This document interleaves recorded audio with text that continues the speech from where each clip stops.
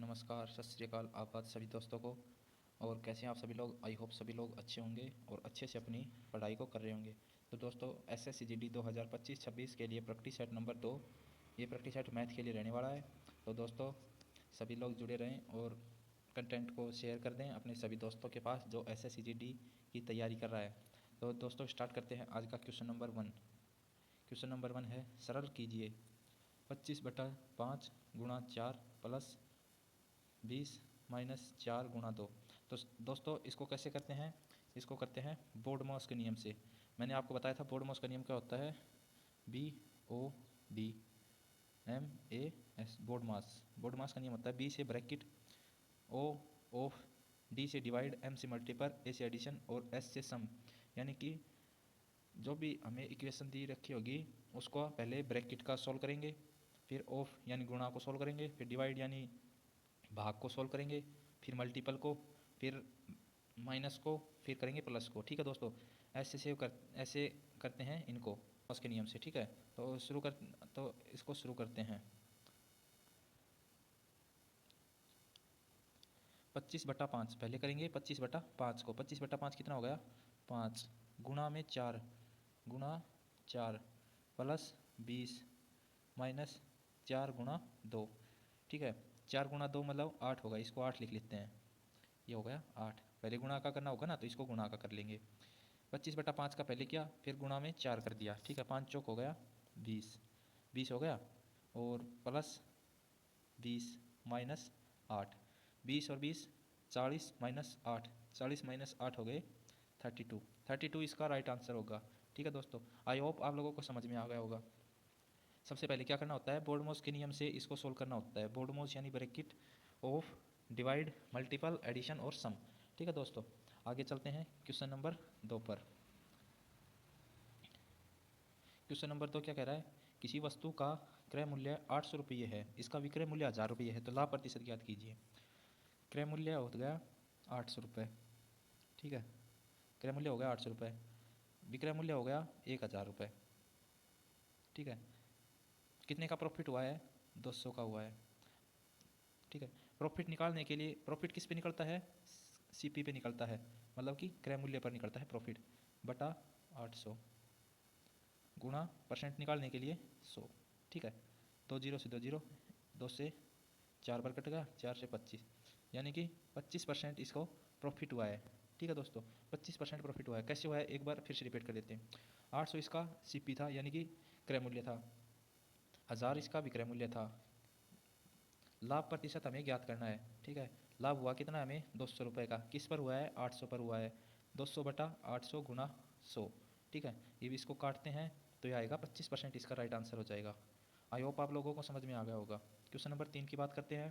Question number 3 है, एक धनराशि 8000 पर 10% वार्षिक दर पर 3 वर्ष का चक्रवर्ती ब्याज ज्ञात कीजिए। इसमें हमें CI ज्ञात करना है, यानी कि चक्रवर्ती ब्याज ज्ञात करना है। चक्रवर्ती ब्याज ज्ञात करने के लिए कैसे करते हैं, इसको बिल्कुल आसान ट्रिक में बताते हैं।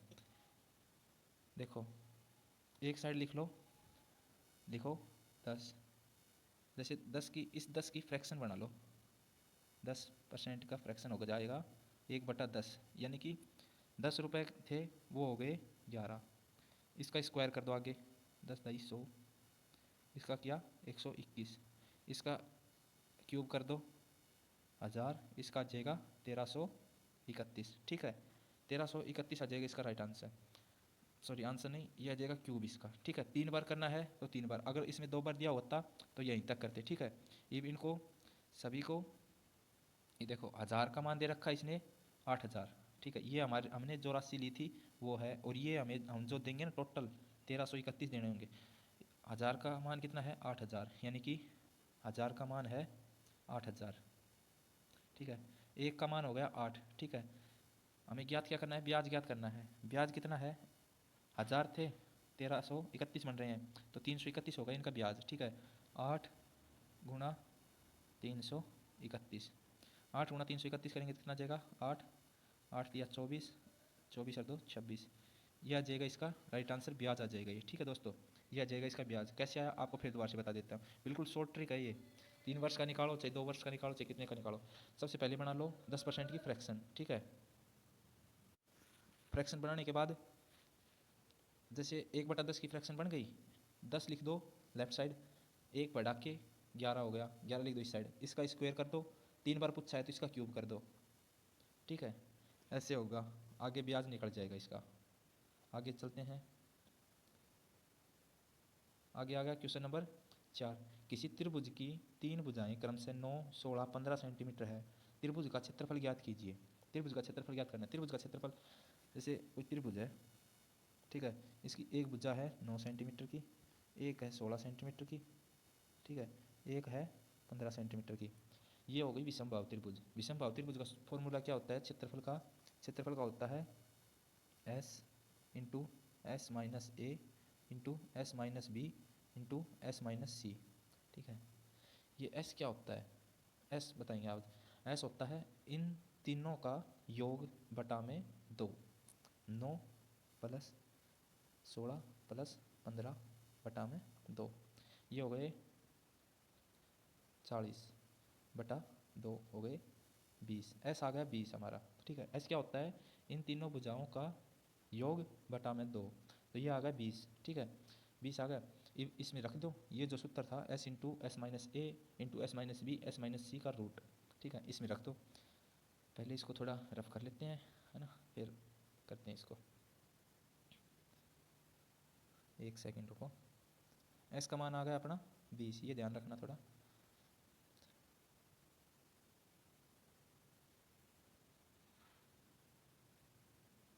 एस का मान आ गया 20, ठीक है। सूत्र क्या था?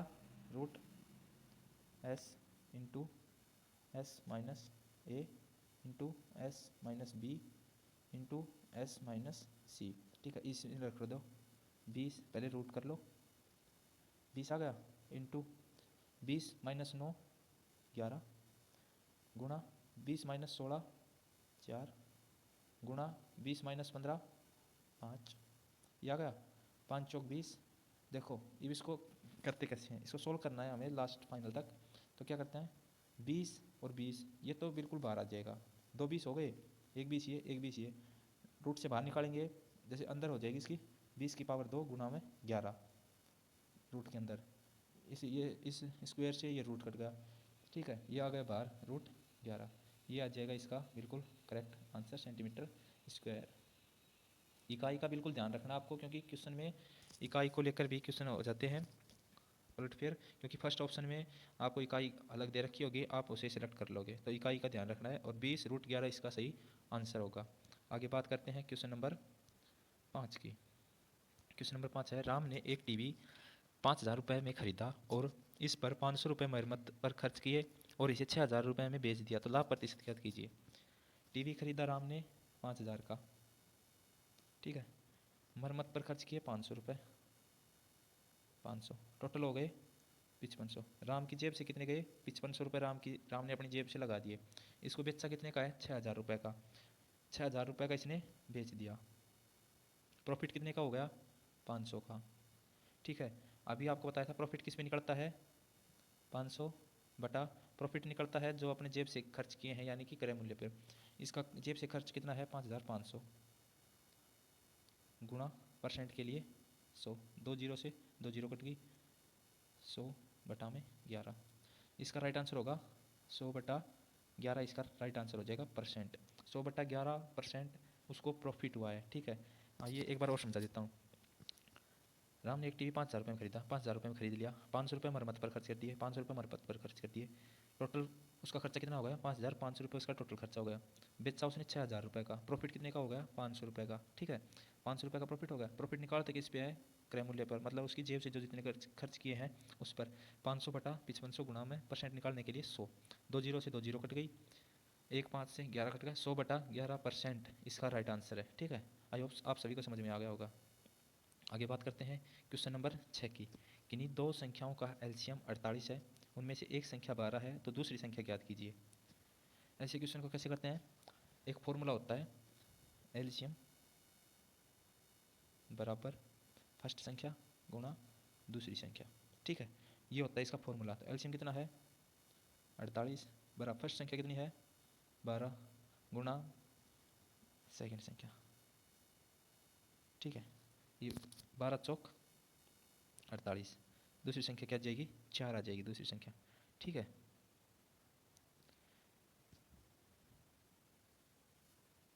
ये क्वेश्चन दोस्तों गलत टाइप हुआ है, कहीं ना कहीं गलती हुई है। ठीक है, इस क्वेश्चन को रहने दो, कल इसका सही तरीके से बताएंगे क्या हुआ है। इसमें डिजिट गलत लिखी गई है, टाइपिंग करने वाले ने इसमें डिजिट गलत लिख दी। चलो कोई नहीं, इसको छोड़ो, आगे बताते हैं। क्वेश्चन नंबर 7, क्वेश्चन नंबर 7 है, श्याम को किसी परीक्षा में 35% अंक प्राप्त हुए और 30 नंबर से फेल हो गया, तो परीक्षा में अधिकतम अंक ज्ञात कीजिए।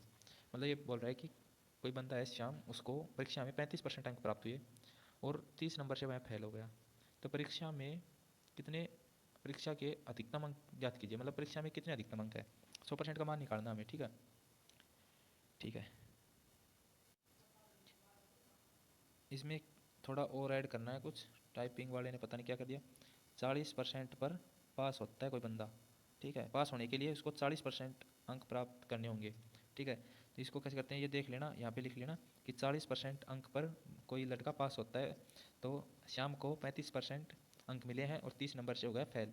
तो देखो कैसे करते हैं, 40% पर पास होता है कोई बंदा, 40 पर पास होता है कोई, श्याम को कितने बने हैं, 35%। ये देखो, अगर ये 30 नंबर और मिल जाते तो श्याम पास हो जाता, प्लस में 30 नंबर, ऐसे करना। वो परसेंट है, ये नंबर में है, ठीक है, डिजिट में। तो ये परसेंट वाला इधर आ जाएगा, 5% बराबर आ जाएगा 30 नंबर, 1% बराबर आ जाएगा 6 नंबर। अपने को निकालना क्या है, 100%। अधिकतम अंक पूछ रखे हैं ना, तो 100%। एक नंबर, 1% मतलब 6 नंबर, 100% मतलब 600 नंबर। मतलब अधिकतम अंक 600 है, परीक्षा के अधिकतम अंक 600 हैं। ठीक है, ऐसे करते हैं इस क्वेश्चन को। देखो इसमें थोड़ा टाइपिंग एरर था कि भाई 400 पर 40% पर बंदा पास हो जाता है। ठीक है, उसको प्राप्त हुए थे 35, 30 नंबर से फेल था, 40 पर पास हो जाता है, 35 उसको प्राप्त हुए थे। अगर ये 30 नंबर और मिल जाते हैं जिससे फेल हुआ है, तो वो पास हो जाता। ठीक है, 40 नंबर, 40% बन जाती है उसकी, तो 40% बराबर 35% प्लस में 30 नंबर।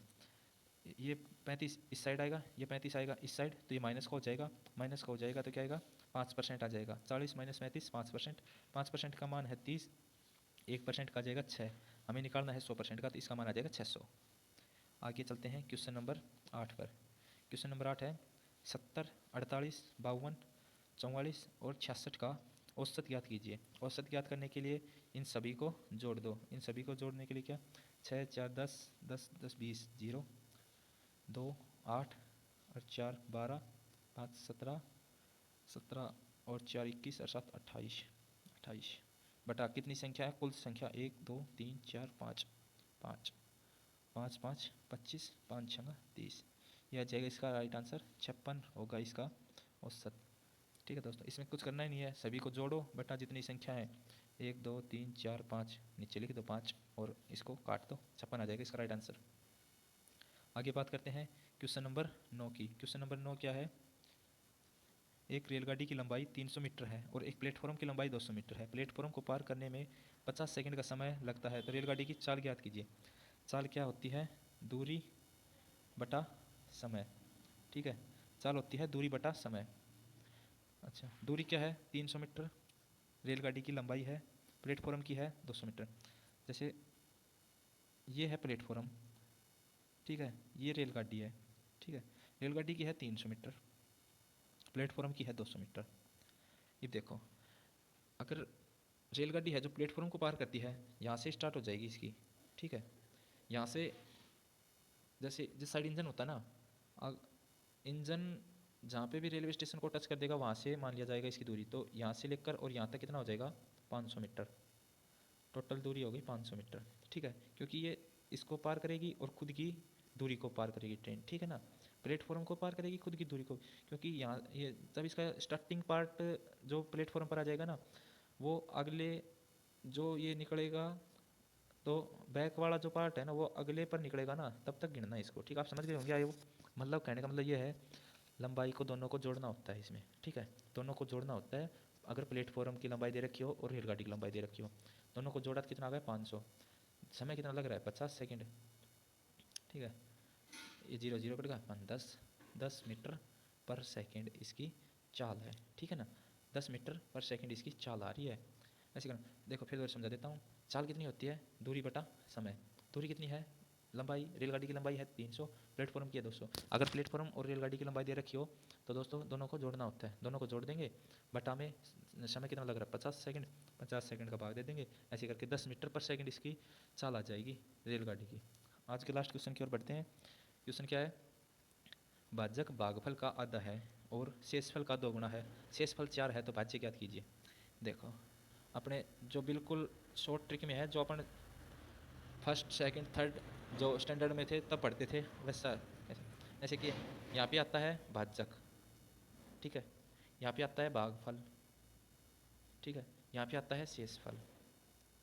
करना कैसे है, पहले देखो दे क्या रखा है, शेषफल दे रखा है 4, ठीक है, 4 दे रखा है शेषफल। ये देखो भाजक भागफल का आधा है, ठीक है, भाजक भागफल का आधा, इसको मत देखो अभी थोड़ी देर के लिए। और भाजक है वो शेषफल का 2 गुना है, शेषफल का 2 गुना है भाजक, 2 गुना, ये आ जाएगा 8, ठीक है। भाजक है वो भागफल का आधा है, ये है आधा है, तो 1 बढ़ने के लिए 16, ये देखो 16 का आधा हो गया ना 8, ठीक है। ये इसको ये क्या ज्ञात करना है, भाज्य ज्ञात करना है, ये ज्ञात करना है, मतलब ये क्या करते थे, भाजक गुणा भागफल प्लस शेषफल, भाज्य होता है, भाज्य क्या होता है, भाजक गुणा भागफल प्लस में शेषफल, ठीक है, ऐसा होता है। तो करो भाज्य कितना है 8, भागफल कितना है 16 प्लस 4, ठीक है। अब इसको गुणा करते हैं तो ये आ जाएगा 128 प्लस में 4, ये आ जाएगा 132, 132 इसका राइट आंसर आ जाएगा, ठीक है ना, 132 होगा भाज्य। और ऐसे में दोस्तों आप इसको सोल्व भी कर सकते हो। सोल्व कैसे करना होता है इसको, जैसे आंसर चेक करने के लिए लास्ट में कि भाई सही निकला है या नहीं निकला, उसको कैसे चेक करना है, देखो 132 आया था ना अपना आंसर, अभी चेक करके बताता हूँ आपको। देखो ये है कि 132 आया था अपना राइट आंसर, 132, एक ये डिजिट उठा लो 8, 8 का भाग देते हैं, 8 एकम 8, 8 दूनी 16, सॉरी 16 अट्ठी 128 बटा 4, 4 आ गया इसका शेषफल, 4 का 2 गुना हो गया 8, 8 का 2 गुना हो गया 16, क्योंकि भागफल का आधा है भाजक, इसलिए ये सही है अपना मान। तो दोस्तों कैसी लगी आपको ये वीडियो, अगर वीडियो अच्छी लगी हो तो लाइक करें, शेयर करें, कमेंट करके ज़रूर बताएं और चैनल को सब्सक्राइब करें। ऐसे ही प्रैक्टिस सेट पाने के लिए देखो अभी थोड़ा थोड़ा लेवल बढ़ाएंगे, अभी स्टार्टिंग में आपको पता है, क्योंकि स्टार्टिंग में सभी को हलवा लगता है, लास्ट तक जो बना रहता है वही धुरंधर होता है, ठीक है। तो मतलब लास्ट तक बना रहना आपको। एग्ज़ाम का भी कुछ ज़्यादा टाइम बचा नहीं है, फरवरी में आपका एग्ज़ाम होगा। तो दोस्तों अपने जी तोड़ मेहनत करो और प्रैक्टिस सेट से जुड़े रहें, कोई भी दिक्कत हो कमेंट कर देना, और बस यही है कि सपोर्ट करो, हम आपको सपोर्ट करेंगे, आप हमें सपोर्ट करो। धन्यवाद दोस्तों।